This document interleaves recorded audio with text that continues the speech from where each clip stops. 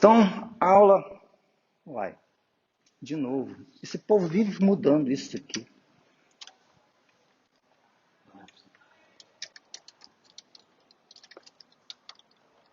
Tem dia que é no computer 2, tem dia que é no computer 1.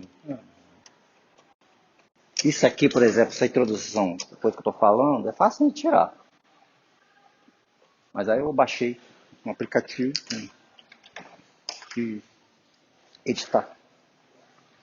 Então, aula passada, nós começamos a falar, nós terminamos nossa aula falando dos corpos cetônicos, né, e a sua relação com a gliconeogênese. Então, vamos relembrar, na gliconeogênese, o ciclo de Krebs, ele é utilizado para gerar, ou melhor, fornecer compostos para a biossíntese da glicose através do oxaloacetato. Né? Então, o oxaloacetato, o ciclo de Krebs roda, forma o oxaloacetato. O oxaloacetato, então, é desviado para a rota da gliconeogênese, tendo como partida a enzima piruvato carboxilase. Essa enzima que é controlada pelo nível de acetilcoenzima A. Nessa condição, então, e você tem a gliconeogênese, ou seja, você está em hipoglicemia ou está em atividade física intensa, ou ambos. O que acontece é que temos, então, a beta-oxidação dos ácidos graxos, a beta-lipólise, a captação de ácidos graxos e a beta-oxidação de ácidos graxos está plenamente ativa. Tem um transporte para dentro da mitocôndria e ele, então, produz, além de NADH e FADH2, uma quantidade imensa de acetilcoenzima A. Como, então, o ciclo de Krebs, que é a rota centralizadora de metabolização do acetil-CoA, está desfalcado por conta do desvio de seus intermediários para a gliconeogênese, há acúmulo de acetilcoenzima A, e esse acúmulo de acetilcoenzima A resulta na biossíntese de corpos cetônicos, o beta-hidroxibutirato e o acetoacetato. Essas duas substâncias serão lançadas à corrente sanguínea e serão, então, a fonte de energia para o corpo, em especial o... Quem? O... Quem tem que consumir corpos cetônicos para você não morrer? Já digo, é o maior consumidor de glicose do corpo em repouso. Quem é? É o cérebro. Né? O cérebro demora 48 horas após o esgotamento da reserva para iniciar a sua adaptação, né? Completar a sua adaptação a corpos cetônicos. Então, nas primeiras 24 horas, o cérebro consome uma grande quantidade de glicose, e se você então está com hipoglicemia causada por jejum ou uma dieta restrita em carboidratos, quem fornecerá carbono para a gliconeogênese? Quem fornecerá carbono, quem sofrerá modificações bioquímicas, de sorte a entrar no ciclo de Krebs e daí gerar oxaloacetato e aí então formar glicose? Quem? Não. Ácido graxo gera acetil-CoA. As proteínas, que geram o quê? O que as proteínas são feitas? Aminoácidos. Então, o correto é dizer aminoácidos. Então, você vai perder o quê? Você vai perder proteína, exatamente. Logo, você vai perder o quê? Não, criatura. Quando você perde proteína, você perde o quê? Massa muscular. Massa magra pode ser massa óssea. Não, massa muscular. Não, senhor. Proteína pode ser qualquer proteína, pode ser inclusive colágeno. Pode ser proteína hepática. Você perde mais proteína muscular, do esqueleto do tecido muscular. É onde você perde mais. Você perde também proteína hepática, mas você perde mais as proteínas musculares. Que não são proteínas nobres. Elas são importantes para a locomoção de indivíduos, mas não são proteínas nobres, não são proteínas essenciais, que se a ausência dela vai causar a morte do indivíduo. Se você degradar demais o fígado, ele vai entrar em cirrose, em falência, você vai morrer. Massa magra não. Se você perder, você recompõe depois. Então, vamos lá. Agora vamos falar, então, da biossíntese, que é o oposto da beta-oxidação. Enquanto que a beta-oxidação ela é estimulada, então, exatamente em períodos de atividade física. Quanto maior a intensidade da atividade física, maior o estímulo da beta-oxidação. Quanto maior o tempo,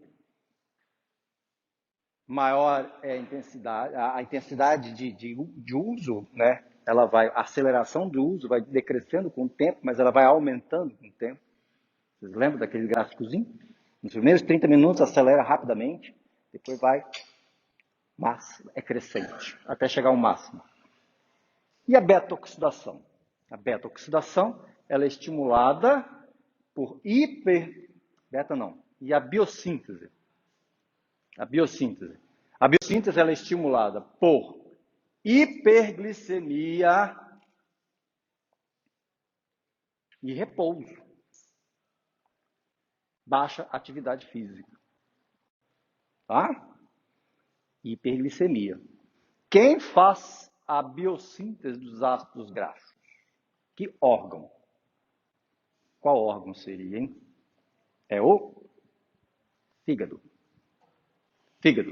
Isso acontece no fígado. Vamos lá. Na hiperglicemia, no fígado, quem está ativo?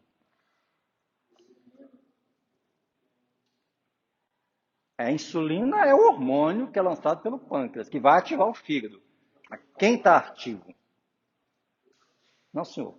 O glucagon é o hormônio oposto à insulina. Hiperglicemia, o hormônio lançado é a insulina, que vai ativar o fígado. Pois bem, no fígado a insulina vai ativar quem? Que rotas metabólicas? PFK1 que é de onde?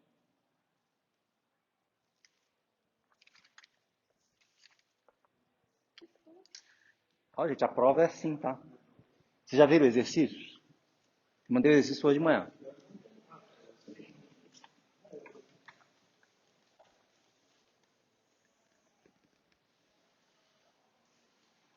Eu já estou dizendo, não vou ficar perguntando, qual a enzima que oxida piruvato, acetil-CoA, qual é o nome dela mesmo? Não vou perguntar isso não. Não vou perguntar isso. Vou perguntar o que eu estou perguntando agora. Vamos lá. Quais são as rotas metabólicas ativadas em hiperglicemia no fígado? Glicólise, através da PFK1 e da piruvato sinase. São reguladas, desfosforiladas.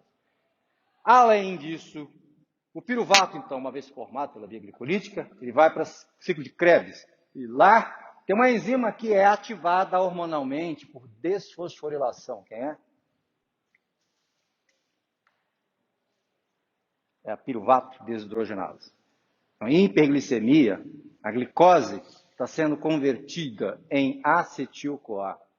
Também está sendo convertida no fígado em glicogênio. E também está sendo utilizada nas vias das pentoses para gerar NADPH. E vai gerar ribose, e ribose vai ser convertida novamente em glicose e gliceraldeído e ser usado para gerar mais acetil-CoA. Muito bem. Então vamos ver como tudo começa. Tá aqui. A enzima, tudo começa com a carboxilação da acetilcoenzima A em malonilcoenzima A. Para quê? Para ativar a acetilcoenzima A. A acetilcoenzima A já tem um bocadinho de energia, mas não será suficiente para formar os ácidos graxos. Então, ela é ativada com uma enzima chamada acetil-CoA carboxilase, que vai formar o malonil-CoA, que será o substrato, então, da enzima palmitato sintase.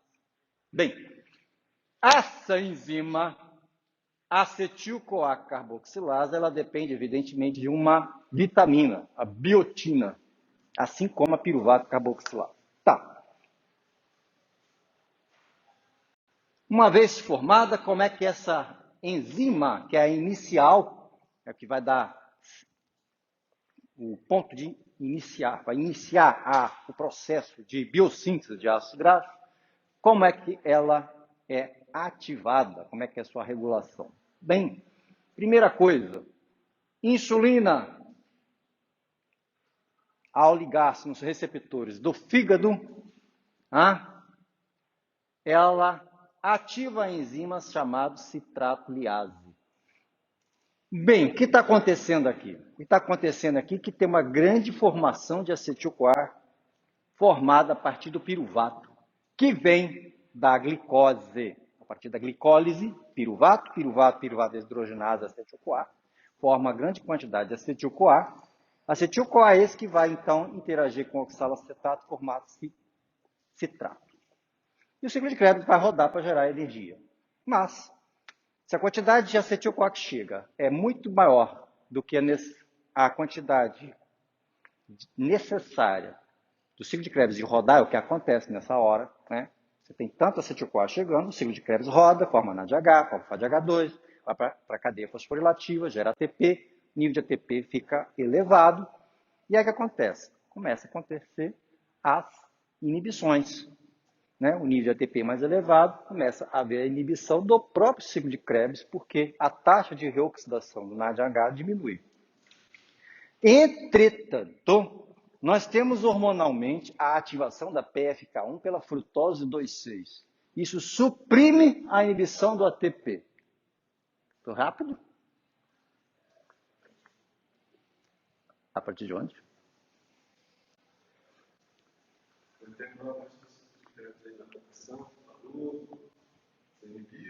Vamos lá. Vamos lá.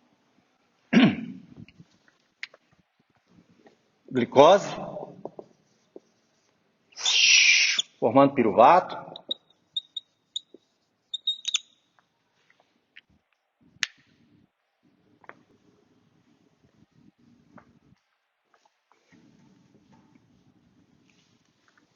Aí,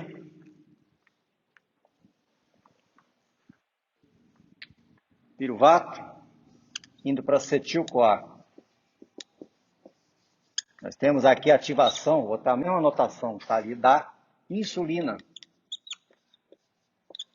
que vai ativar a PDH, piruvato desidrogenado. Tá? Acetil-CoA reage com o oxalacetato, formando o citrato. Está enxergando?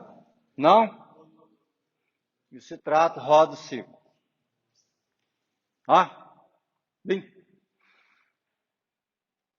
Aí eu falei o seguinte, aqui nós temos geração de NADH e FADH2. Esses dois aqui vão para a cadeia de transporte de elétrons, né? E ficam bombeando prótons, né?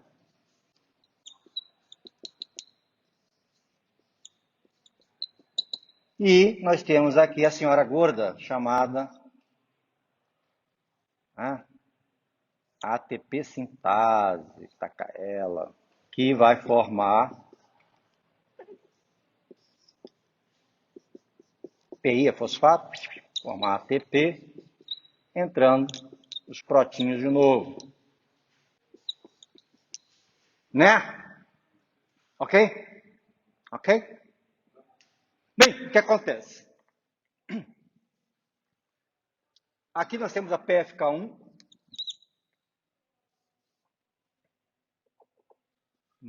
logo no início, PFK1, ativada para frutose 2,6-BP, que tem a sua ativação pela PFK2, né? PFK2 gera, que é ativada por insulina. Isso aqui isso é que vocês podem levar para a prova, tá? É isso. aí eu vejo que é igual, você cola. É cola. Se tirar foto, pegar foto, botar lá, é cola. Bem, aí olha só. Vem a via, com tudo aqui, ó. Formando piruvato. Piruvato, acetil-CoA, então entra no ciclo de Krebs.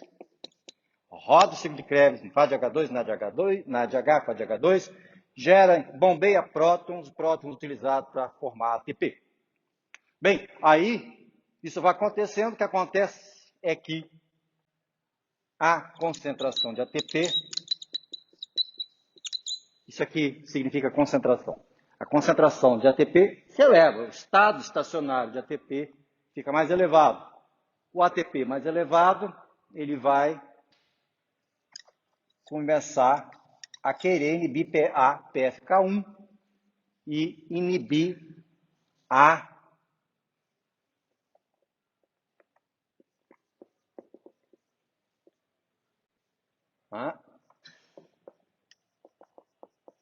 piruvato-cinase, PC.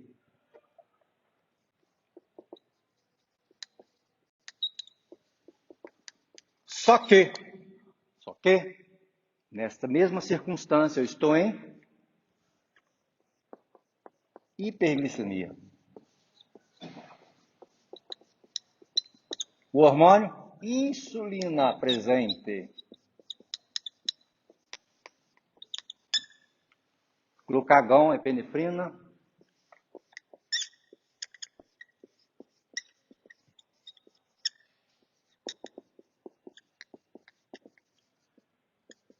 Para baixo. Então, nessa mesma circunstância, eu tenho o ATP que vai agir como inibidor, mas eu tenho a presença, agora eu vou destacar em vermelho, eu tenho a presença dessa criatura aqui, dessa molécula aqui. Porque eu tenho a insulina, eu tenho esta aqui, frutose 2,6. A frutose 2,6, então, vai fazer o quê? Ó? Vai suprimir a inibição do ATP. O ATP vai atrapalhar um pouquinho só. Na presença da frutose 2,6, ATP tem a sua supressão ignorada. É a primeira instância, ATP é o juiz de primeira instância. Vem um desembargador e... Você está inibido, vem o desembargador, que é a frutose 2,6. Mentira, não está, estou caçando a sua inibição. Está ativada. Você entendeu? Entenderam? Frutose 2,6, então, suprime. Aí vem a piruvato-cinase. O ATP também poderia inibir aqui, mas a piruvato-cinase, nessa condição, temos a ativação da insulina de novo. A insulina, através de uma cascata de eventos, faz com que a piruvato-cinase hepática fique desfosforilada e, portanto, fique ativa. De novo, a insulina vai suprimir a inibição do ATP no fígado. De maneira, então, que a síntese de piruvato continua e a síntese de acetil continua.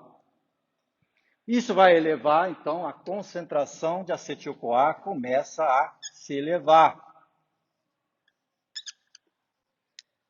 O que poderia acontecer, então? O que poderia acontecer? Acetil-CoA começa a subir. O que poderia acontecer? Pode discutir no início da aula, gente. Como é que vocês não sabem? Eleva acetil-CoA, o que pode acontecer? Formação de quem? Que glucagon, rapaz. Glucagon é formado no pâncreas, é um hormônio. Não. O que é formado quando acumula acetil-CoA? Não. Acabei de falar no início da aula. Você está em gliconeogênese, o que acumula? Acetil-CoA, por conta disso que dá o ciclo de Krebs e gera o quê? Corpos cetônicos. Corpos cetônicos. Corpos cetônicos.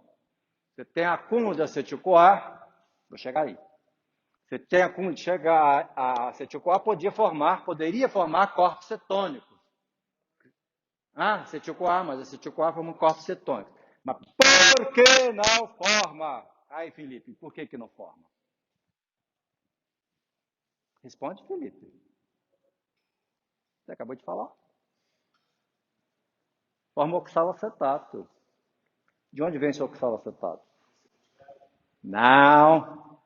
Tem no ciclo de Krebs, mas o que acontece quando a acetilcoenzima A acumula? Piruvato começa a formar oxalacetato. Então, em hiperglicemia, você tem o piruvato em dois caminhos. Desse, oxalacetato e acetil-CoA. Esses caminhos, então, você vai para oxalacetato, você vai para acetil-CoA, depende da relação de acetil-CoA e coenzima A. Quanto maior essa relação, mais vai isso aqui estimulado pelo aumento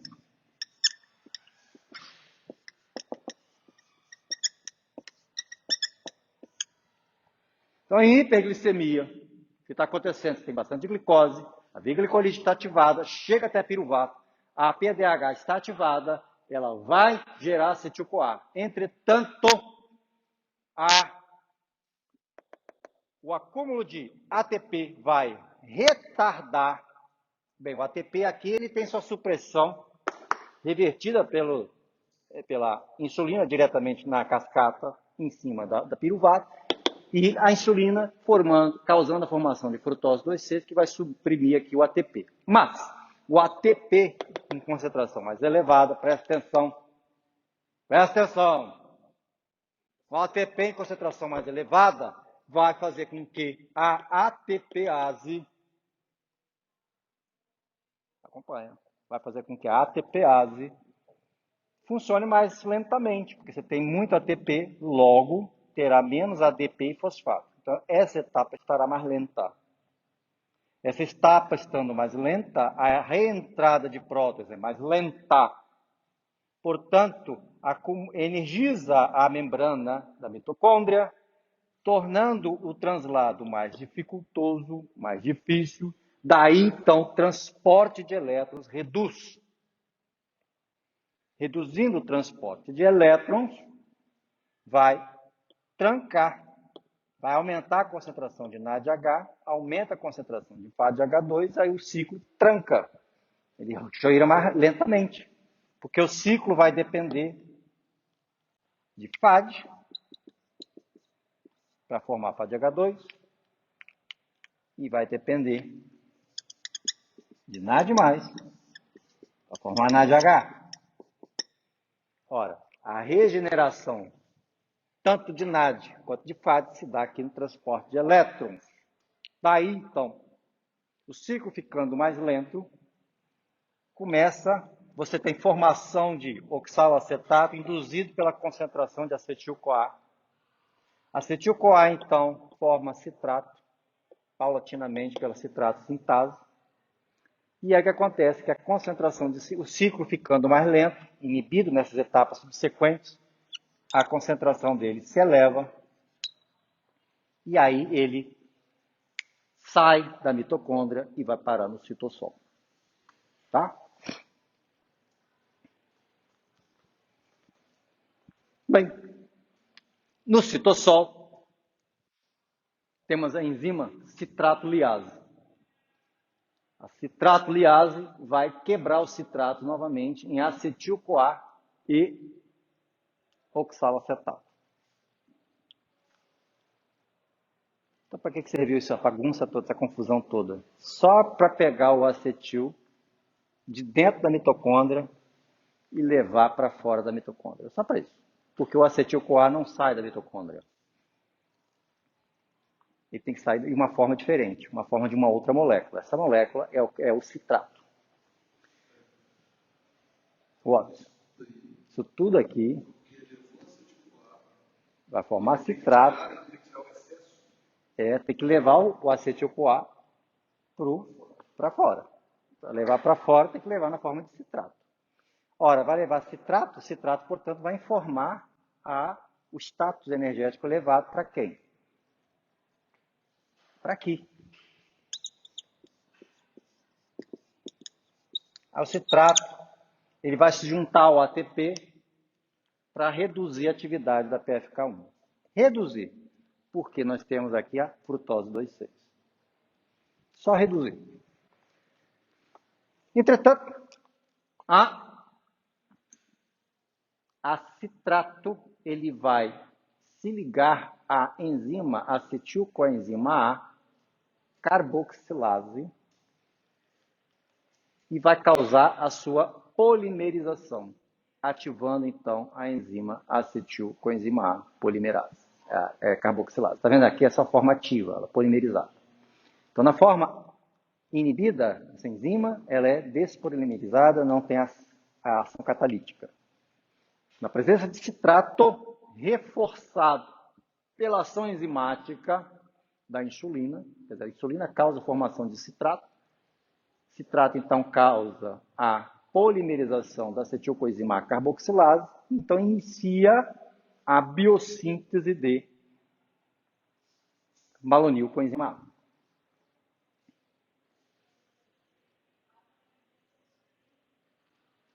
Malonilcoenzima A, ele imediatamente vai se ligar à carnitina aciltransferase 1. A carnitina aciltransferase 1 é responsável por quê? A CAT1. CAT1, para os íntimos. Carnitina aciltransferase, ela faz o quê? Ela faz a transferência da acilcarnitina do lado externo da mitocôndria para o lado interno da mitocôndria. Faz com que o ácido graxo entre para dentro da mitocôndria e sofra beta-oxidação. Então, olha só, no momento em que há a formação da malonil-CoA, momento esse de hiperglicemia, momento que é o precursor da biossíntese dos ácidos graxos, a beta-oxidação dos ácidos graxos está sendo inibida. Inibe logo a entrada de ácido graxo para dentro da mitocôndria. Inibe o transporte seu para dentro da mitocôndria, inibindo a carnitina aciltransferase 1, CAT1. Muita informação? Tem que acompanhar. E lembrar da aula passada. Tá ok aí ou não, gente? Se não tiver, vocês têm que falar. Não é ficar, ai meu Deus, é muita informação, vou me abstrair, vou ficar zen, aí não adianta. Você não lembra do nome, mas lembra do evento? Tá, o nome. Mas lembra do evento? Não. Quando você fica muito preocupado com o nome, aí você esquece do evento. Eu quero que você lembre, eu quero que você fique mais preocupado com o evento do que com o nome. Então, quando eu pergunto, então, inibe a CAT1. A CAT1 é responsável por quê? Não lembro. Então tá, você não lembra a CAT1, mas você tem que lembrar que a malonil-CoA inibe a entrada de ácido graxo para dentro da mitocôndria. Tá? Você lembrando o evento, você tem uma pontuação. Você lembrando o evento e o nome da enzima, você tem um pouquinho mais. Mas você tem muito mais pontos se você lembrar o evento, pelo menos. Então, se não lembrar nada, ficar preocupado com o nome e não lembrar o evento é triste. Eu estou te falando. O problema mais importante é você lembrar os eventos que está acontecendo. Então vamos lá. Aí, a malonil-CoA sintetiza o ácido palmítico, o amiltoicoenzima A, que é o produto final dessa enzima, e ele então tem uma retroinibição da malonil-CoA também. Repara que quando você tem os hormônios da hipoglicemia, glucagon, hormônio do estresse, epinefrina, você tem aquela cascata fosforilativa, que vai exatamente ativar a beta-oxidação e vai inibir a ativação da acetil-CoA, carboxilase. Ou seja, vai ativar a oxidação e a utilização dos ácidos graxos como fonte de energia e vai inibir a utilização do acetil-CoA para formar ácido graxo. Porque nessa situação, o acetil-CoA tem outra coisa para fazer. Ele vai ser usado como fonte de energia, não como fonte de carbono para gerar reserva. Quando você está em epinefrina, que é luta e fuga, o corpo vai precisar de energia, o corpo não vai sintetizar reservas.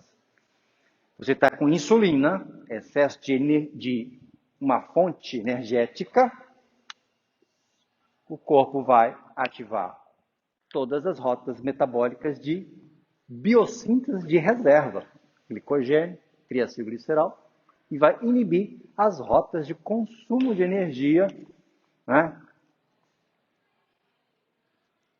Beta-oxidação e a glicogenólise.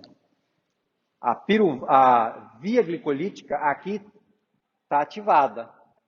Está ativada para fornecer acetil-CoA, que vai ser o substrato para formar ácido graxo. É por isso que ela está ativada. Não é para gerar ATP. Presta atenção, hein? Ela gera ATP? Gera ATP também. A concentração do estado estacionário do ATP aqui vai depender do estado metabólico da célula hepática. E isso vai fazer com que, então, se ela precisa de mais ATP, a inibição por ATP cai, o fluxo aumenta. A concentração de ATP se elevou, há uma inibição da enzima, uma inibição, mas não é completa, porque nós temos aqui a frutose 2,6. Tem uma diminuição da atividade dela, e aí o fluxo diminui. Tá bom? Certo? Então, tem hiperglicemia, insulina, biossíntese das reservas. Hipoglicemia ou epinefrina, luta e fuga, inibição da síntese de reservas, glicogênio e ácido graxo, triacilglicerol, e ativação da degradação das reservas, glicogenólise e beta-oxidação dos ácidos graxos. Então aqui está a enzima, está pequenininho demais. A enzima, a biossíntese, ela é mais ou menos a beta-oxidação revertida. Ela começa como? Ela tem dois sítios catalíticos. O primeiro sítio, então, entra a coenzima A no primeiro sítio e o malonil no outro. Aí o que acontece? Que o malonil ataca o primeiro grupo. Ele ataca aqui, aí ele fica ligadinho aqui. Ó. Na verdade, esse que ataca aqui. Tem uma outra. Aí depois, então, uma série de enzimas até que liga. Depois ela se transfere para esse sítio novamente. Vou mostrar aqui para vocês aqui. Melhor. Então, ácido graxo sintase, apesar de palmitato sintase, ela vai ter ácido palmítico. Ela liga a coenzima A de um lado e forma um acil-CoA aqui e o malonil do outro. Aí isso aqui ataca aqui e vem para cá. Aí forma o primeiro, né? Quer dizer, forma o primeiro, aí tem uma série de enzimas em que o grupo ceto aqui vira aqui a ligação saturada. Aí tem o grupo segundo malonil e isso aqui, pimba, ataca aqui. Aí vai. E aí vem. Aí o que acontece? Nós temos o ácido palmítico, que tem 2, 4, 6, 8, 10, 12, 14, 16 carbonos. Ele dá quantas voltas?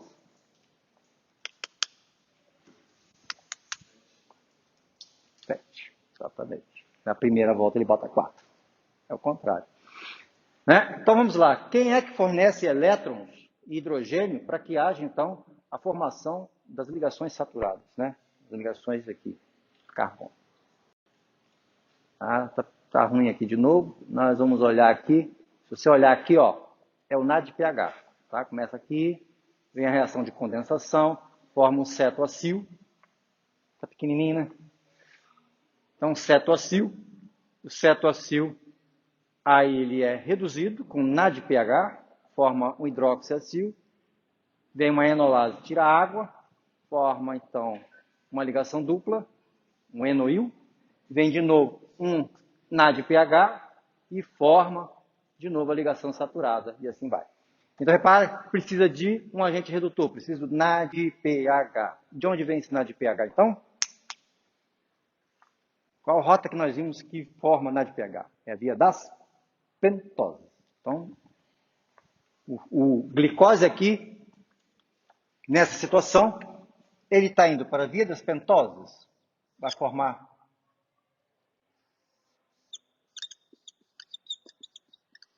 ribose e vai formar NADPH. NADPH é esse que vai ser usado lá na enzima, né? Acilsintase, né? A palmitato sintase, tá bom? Aqui. Usa aqui, nessa etapa, vou botar aqui que vai ficar no vídeo. Nessa etapa nós temos a entrada do NADPH e nessa entrada aqui também. As duas reações. E por um acaso, cada glicose formando ribose gera 2 NADPH, exatamente a quantidade necessária. Ribose, ela volta para a glicose, né? Através daquelas reações de conversão de açúcares. E aí, nós temos então a formação de NADPH e também glicose, nessa situação de hiperglicemia, vai formar glicogênio. Então, nós temos essas rotas todas acontecendo simultaneamente. Certo? Nós temos a ativação da glicogênio sintase, formando glicogênio. Ativação da ribose, da via das pentoses, via das pentoses.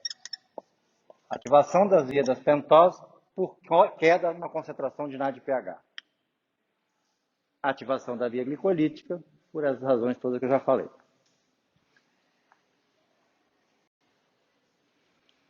Outra fonte de NADPH. A outra fonte de NADPH é o malato. Lembra que o citrato, uma vez no citossol, a citrato liase o converte em malato, em oxalacetato e acetil-CoA. O malato, através da enzima, o oxalacetato, através da enzima malato desidrogenase, é convertido em malato pegando elétrons do NADH. Olha só. Hã? Não entendi. Lá de fora, lá no citossol. Tudo está no citossol. Aí, o malato, através da enzima málica, é oxidado a piruvato, liberando CO2, formando NADPH. Tá? Essa é a segunda forma de formar NADPH. Então, se a via das pentoses não tiver dado conta da formação de NADPH, temos ainda o reforço do malato, gerando piruvato, CO2 e a NADPH. Qual o problema dessa rota aqui? Vou desvantagem dessa rota. É que o piruvato ele vai ter que chegar na mitocôndria, vai ter que ser recarboxilado em oxalacetato, vai gastar ATP e aí formar oxalacetato, vai reagir com acetil-CoA, formar citrato e voltar de novo. Viu? Ao passo que o malato, ele entrando tal qual o malato dentro da mitocôndria, ele é convertido em oxalacetato diretamente, reage com acetil-CoA, forma citrato e sai novamente da mitocôndria, sem gasto de energia. Então, dependendo da necessidade de NADPH, nós temos a enzima málica, e também as vias das pentoses. Ou seja, temos formação de NADPH para biossíntese de ácido gráfico. Então, está aqui a forma, então, que acontece. Aqui, mostrando assim. Temos aqui, então, ó, a glicose, piruvato, acetil-CoA. Aqui estão aminoácidos também. Seria que situação? Uma situação pós-prandial, uma dieta pós-prandial, em que o indivíduo comeu bastante, além de comer bastante carboidrato, foi lá um churrascada. Comeu churrasco, botou aquele pratão de arroz e aquelas carnes com vinagrete, suculentas com vinagrete. Deu até água na boca, suco até salivou. Então, o que acontece? Você tem aminoácidos em abundância além da necessidade do seu requerimento proteico. Não é? Então, eles entram aqui para gerar energia. Eles vão gerar intermediários do ciclo de Krebs ou vão gerar acetilcoenzima A diretamente.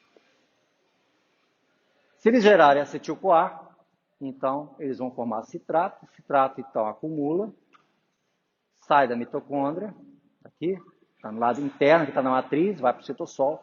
Lá, então, a enzima citratiliase quebra o citrato em acetil-CoA e oxalacetato. Oxalacetato, então, é convertido em malato usando NADH. Que NADH? De onde vem aquele NADH? Ele vem daqui, ó,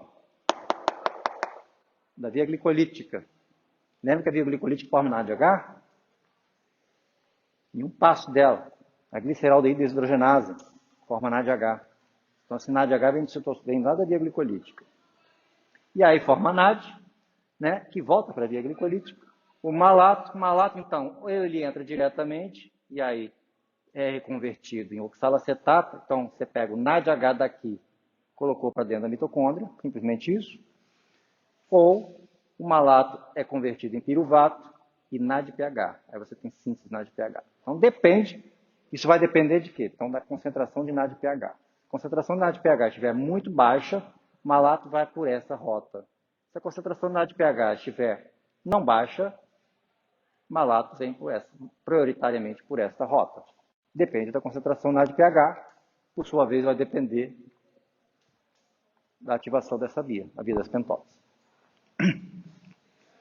Quer dizer, a própria concentração de NADPH controla a via das pentoses. Então, a produção de NADPH pelas vias das pentoses vai depender da quantidade de glicose, o fluxo de glicose, que também vai controlar todo o fluxo restante.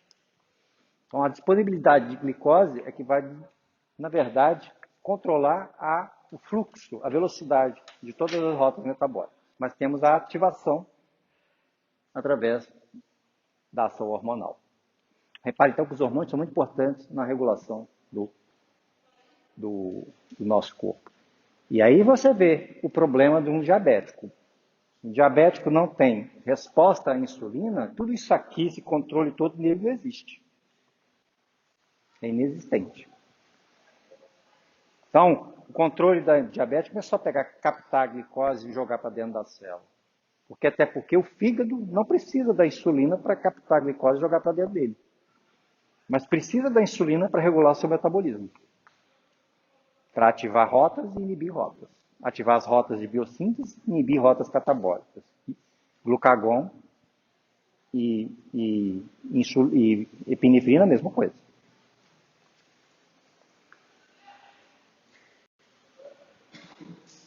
Agora os insaturados.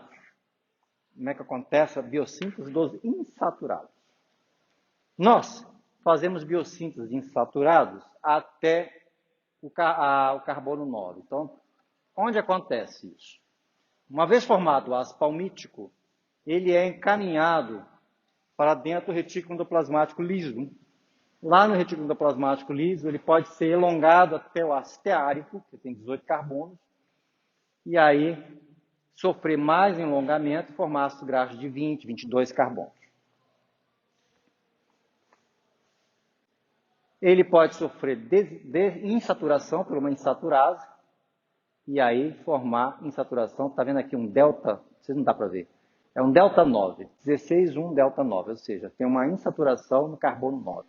É até onde nós conseguimos fazer insaturação. Nós conseguimos fazer insaturação, os mamíferos conseguem fazer insaturação até o carbono 9, não além dele. Insaturação além do carbono 9, por exemplo, carbono 12, 14, 16, de origem vegetal ou de origem bacteriana, microbiana. Então, aqui, por exemplo, insaturou 18,1 é o ácido oleico, e aí uma insaturação além, está escrito aqui, em plantas somente em plantas, forma o linoleico, e aqui em plantas somente a insaturação na posição 15 é o linolênico, que é o ômega 3. Esse aqui é o ômega 6, esse aqui é o ômega 3. ácidos graxos essenciais. A partir deles, nós podemos continuar a elongar e formar outros poliinsaturados. Por exemplo, o ácido araquidônico. O ácido araquidônico ele é um poliinsaturado, ele tem bastante insaturação, ele tem 22 carbonos, e nós sintetizamos a partir do ácido linolênico. Não, perdão, a partir do linoleico. A partir do linoleico. Ele sofre insaturação, aí forma na posição 12, aí ele é elongado até que forma carbono 20 carbonos, perdão, tem 4 insaturações e forma o ácido araquidônico. O ácido araquidônico é muito importante para nós. É um ácido precursor das prostaglandinas.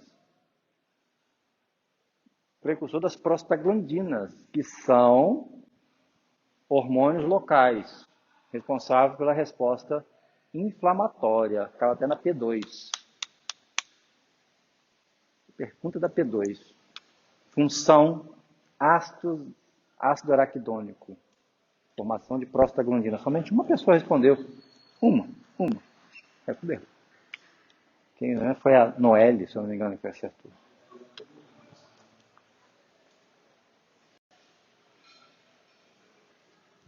Então, aqui estão as regulações entre os dois casos. A beta-oxidação e... Está cedo ainda. Beta-oxidação e a biossíntese. Então, temos aqui, ó, carboidrato dietético, aumenta a glicose sanguínea, elevação da insulina, ativação das fosfatases, portanto, ativação da acilcoenzima carboxilase, formando, então, malonil-CoA. Enquanto que a glicose vai para a via glicolítica, que está ativa, aqui, tudo isso aqui, mostrado no quadro, acetil-CoA formando malonil. Malonil-CoA, então, ele vai lá na carnitina-aciltransferase e inibe, fazendo que não haja entrada de ácido graxo para dentro da mitocôndria e assim não haja beta-oxidação e formação de acetil-CoA. Então, o corpo sempre procura quando uma enzima com uma rota metabólica está ativa e a rota metabólica oposta, ela é inibida. Repara, glicosílise, gliconeogênese, glicogenólise, glicogênese, beta-oxidação de ácidos graxos, biossíntese de ácidos graxos. Uma está ativa, a outra está inibida. Tá? Quando você tem hipoglicemia, tem elevação então do glucagon, você então tem a ativação da enzima fosforilativa, né? a proteína sinase A, ela causa fosforilação da enzima acetil-CoA carboxilase e ela fica inativa, inibindo então todo o processo de biossíntese de ácido graxo. E por outro lado, né, uma vez que não há formação de malonil-CoA, a queda na concentração de malonil-CoA, cai a inibição da acilcarnitina, e por outro lado, nós vimos que esse mesmo hormônio ele vai ativar a beta-oxidação, ele vai ativar a transporte do acilcoenzima para dentro, vai primeiro retirar a inibição do malonil-CoA, vai permitir a entrada e vai ativar a beta-oxidação do ácido graxo, formando acetil-CoA para gerar energia. Tá? Para gerar energia. Ou pelo menos gerar corpos cetônicos. Isso é no fígado. Se fosse músculo, né? Se fosse músculo, nós não teríamos essa regulação aqui, nem essa coisa. Eu não vou nem entrar nessa questão da comparação, porque essa comparação não existe dentro da fibra muscular. A fibra muscular não faz biossíntese de ácidos graxos. Ela faz, no máximo, uma lipogênese, ou seja, ela faz uma biossíntese de triacilglicerol. Ela pega o ácido graxo, pega o glicerol, forma glicerol fosfato a partir da glicose, forma triacilglicerol e estoca lá dentro da fibra muscular uma pequena quantidade. Só isso. Ok? Posso continuar?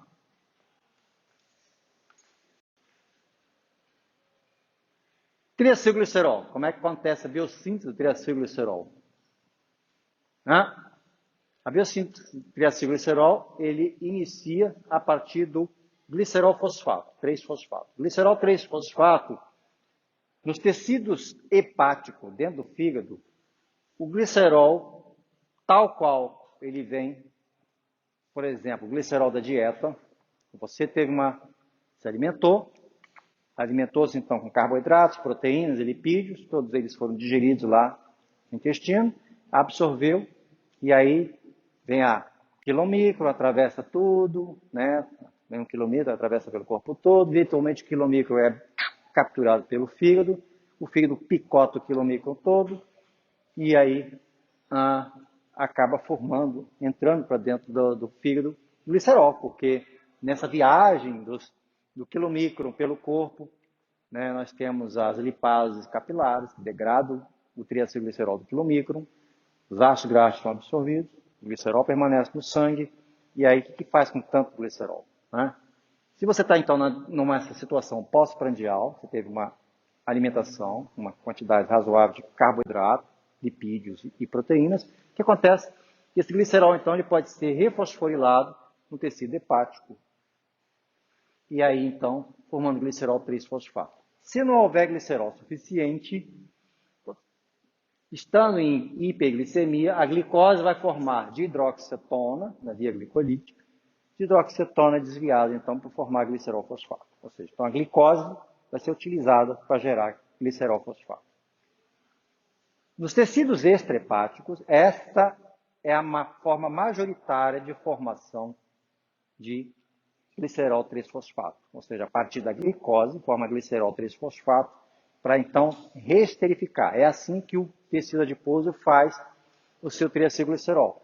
Pega a glicose, converte em glicerol 3-fosfato e reesterifica o ácido graxo e armazena. Ou, outra maneira, nós vamos ver mais adiante, que é a glicerogênese. Mas aí teria que ter uma carência de glicose. Então, havendo glicose suficiente, é a partir da glicose. Glicerol 3-fosfato, então, ele sofre a primeira esterificação, a segunda esterificação, formando ácido fosfatídico. A partir daí, então, dois caminhos podem acontecer. Ou ele vai formar lipídio de membrana, ou ele vai formar triacilglicerol. No segundo caso, então, ele perde o fosfato, forma diacilglicerol, aí entra, então, um terceiro acilcoenzima A, formando triacilglicerol. Nesse caminho longo. Nessa história toda, o que eu quero chamar a atenção de vocês? É a necessidade do glicerol 3-fosfato, que no fígado tem dois caminhos, que é glicerol a partir do glicerol livre ou a partir da glicose, e que nos tecidos extrahepáticos é a partir da glicose, majoritariamente. Tem um terceiro caminho que acontece quando nós não temos muita glicose, é a glicerogênese. Glicerogênese é a gliconeogênese truncada.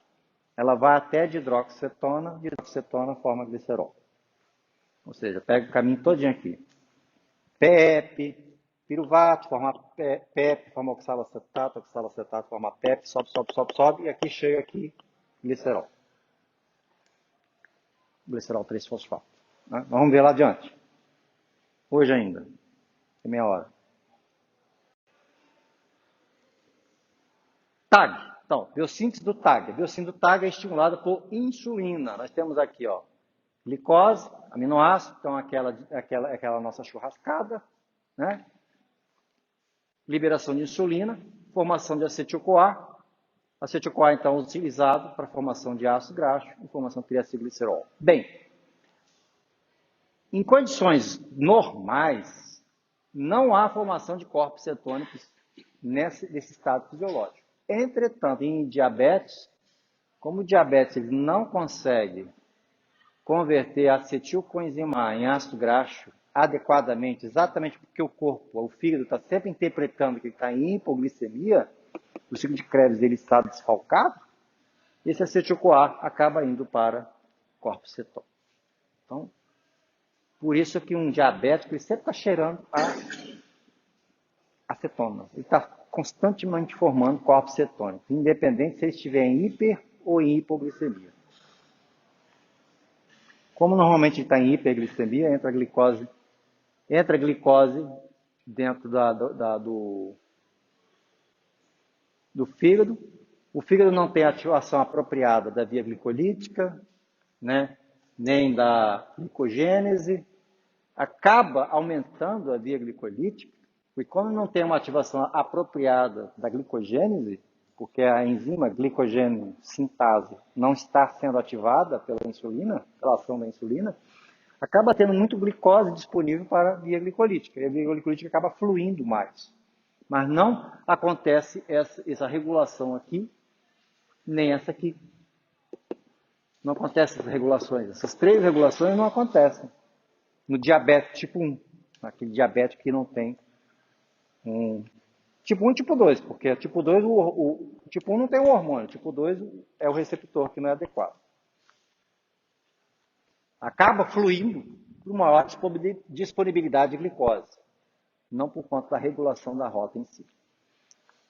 E aí,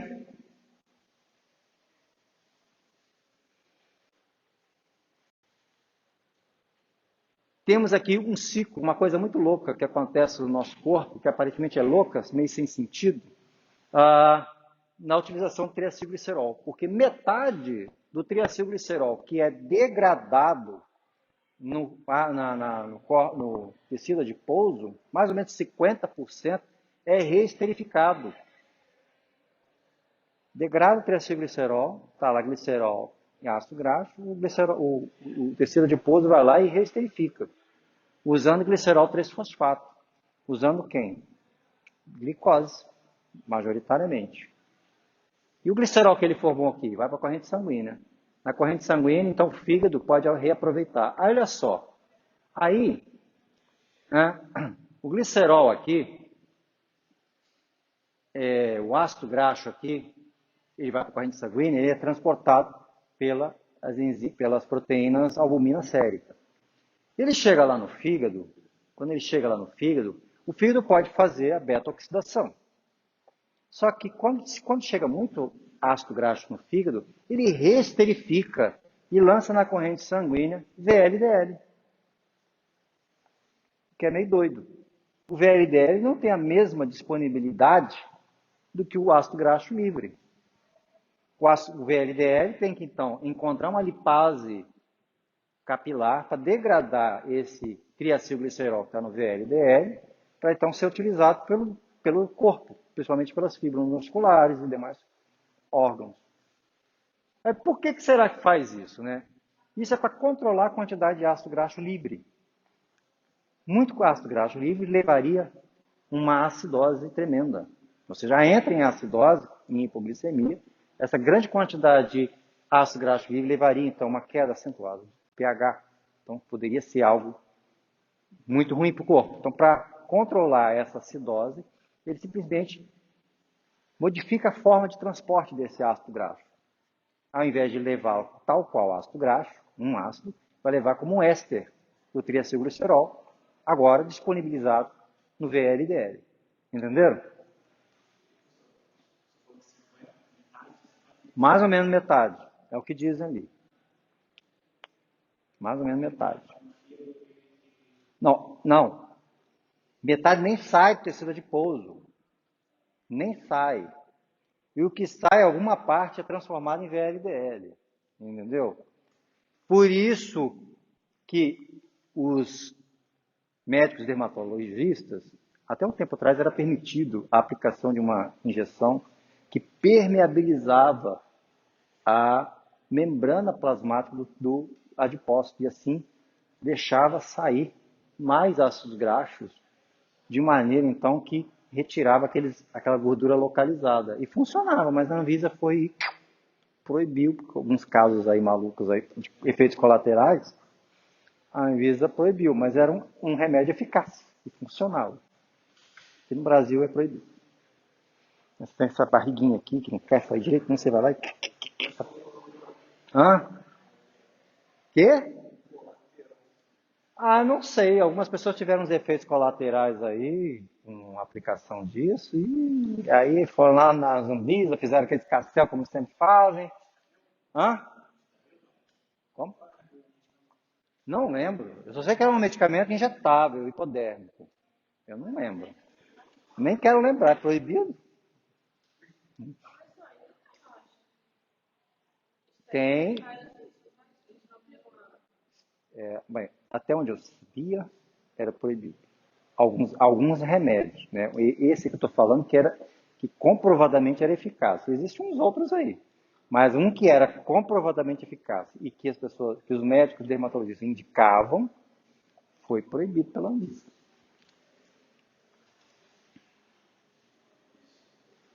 Então veja só, você tem VLDL mesmo no momento de hipoglicemia. Aí você vai fazer lipidograma, né? Você fica em jejum e você repara que sempre lá o cara bota lá um cálculo indireto, não direto, mas indireto de VLDL. Normalmente o VLDL tem que ser muito baixo, não pode ser muito alto. Biossíntese, ácidos graxos aqui, então a glicerogênese. Quando é que acontece a glicerogênese? A glicerogênese, então, acontece quando você não tem glicose suficiente, né?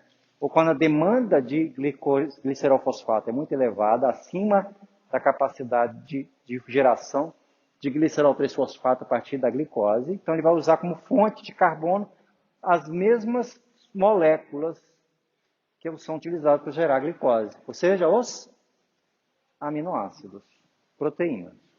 Ou seja, então você tem uma dieta, por exemplo,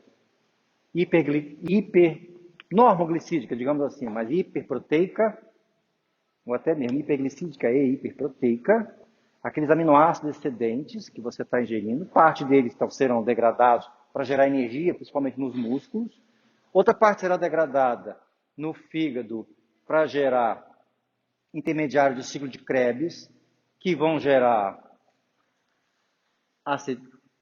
citrato e daí vão formar ácido graxo. Tá? Outra parte pode. Não, nessa parte você tem hiperglicemia e hiperproteico, não vai fazer o que eu falo, que eu pensei aqui agora, que seria usar para gerar glicose e glicogênio. Isso não vai acontecer porque você está lá naquela churrascada comendo bastante arroz e carne. Agora você vai na churrascada e não come arroz nenhum. Não come arroz nenhum, só come carne.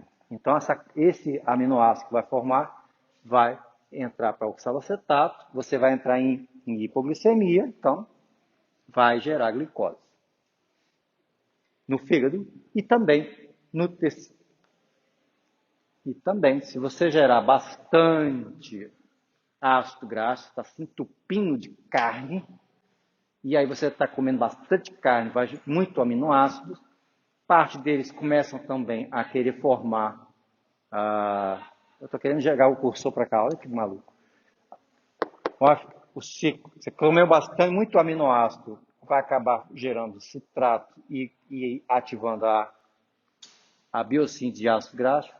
Se você comer bastante, você vai acabar liberando insulina. E aí, também a glicerogênese, que é a formação de glicerol a partir de piruvato. Então, temos aqui o piruvato esse que vem da alanina, do aminoácido. E aí o piruvato é carboxilado a oxalacetato, e aí o oxalacetato entra na via da gliconeogênese, fosfenolpiruvato, de hidroxetona fosfato, e aí glicerol 3-fosfato. Repare então que essas primeiras etapas aqui, ó, da via gliconeogênica, o tecido adiposo também é capaz de ter, ele também tem. Ele tem essas enzimas, só que ele não vai até aqui, ele para aqui no meio para gerar a molécula que ele quer, que é glicerol fosfato. Uma vez formado o glicerol fosfato, ele usa então para gerar os triacilgliceróis e armazenar. Tá?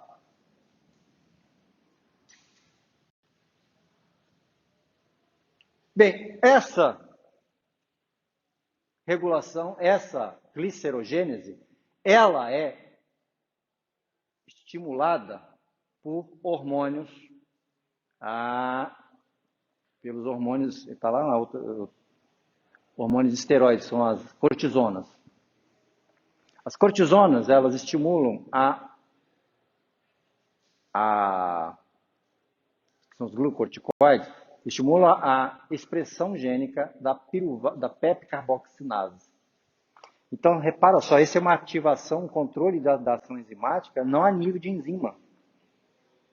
Não a nível de enzima, mas em nível de expressão gênica. Então, vai aumentar a quantidade de enzimas que vai converter isso aqui. Vai converter o oxalacetato em PEP. Aumentando, então, a quantidade de enzimas presente, ativa, então, a glicerogênese, formando mais glicerol fosfato, e aí formando triacilglicerol, e aí elevando. Isso no fígado, né? Porque no fígado, por exemplo, aumenta a formação de glicerol fosfato, bem como de glicose. Ativa a via glicolítica. Aí o que acontece? No tecido adiposo, a presença de cortisol, que também é lançado na corrente sanguínea durante um estresse, você tem a inibição dessa enzima, e aí o ciclo de reesterificação é inibido. Tem menos glicerol 3-fosfato presente, aquele ciclo de reesterificação é inibido, então lança mais ácido graxo na corrente sanguínea. Então, ou seja, se você estiver em uma condição de hipoglicemia, o corpo, então, ele diminui a capacidade do tecido adiposo em reesterificar o ácido graxo que ele está para lançar na corrente sanguínea. Ele degradou o triacilglicerol como ácido graxo e glicerol. O glicerol vai embora. E o ácido graxo pode ser reesterificado. Para impedir essa reesterificação, a enzima, a expressão do gene dessa enzima, tá? PEP-carboxinase, que converte oxalacetato em PEP, que vai produzir o glicerol 3-fosfato, é inibida. E então, a rota é favorecida na degradação do triacilglicerol e formação mais de ácido graxo. Aí você tem aqui um remédio que é usado pelos diabéticos, que os diabéticos, o que acontece é que eles teriam uma grande quantidade de ácido graxo livre. E aí, acidose. Então, tem um remédio que contrapõe ao hormônio antagonista, ele vai lá e ativa essa enzima, esse gene, essa expressão gênica. Então, esse gene permanece ativo e aí a etapa de reesterificação acontece, fazendo com que diminua a quantidade de ácido graxo livre disponível no diabético, forçando o diabético a usar a glicose como fonte de energia. Então, o indivíduo vai fazer atividade física, ao invés de, então, ter bastante ácido graxo livre disponível para ele usar como fonte de energia, o fibro muscular dele vai ter, essencialmente, glicose e vai forçar a utilização da glicose pela fibra muscular ativa. Lembra? A fibra muscular ativa, a captação de glicose pelo GLUT4, não é só controlada pelo hormônio insulina, também por AMP, por óxido nítrico e por hipoxia. A atividade física, então, estimula o grupamento muscular ativo em captar glicose. Através desse remédio, diminui a quantidade de ácido graxo livre disponível, então força o corpo daquele indivíduo a utilizar carboidrato, usar glicose para gerar energia, gerar ATP.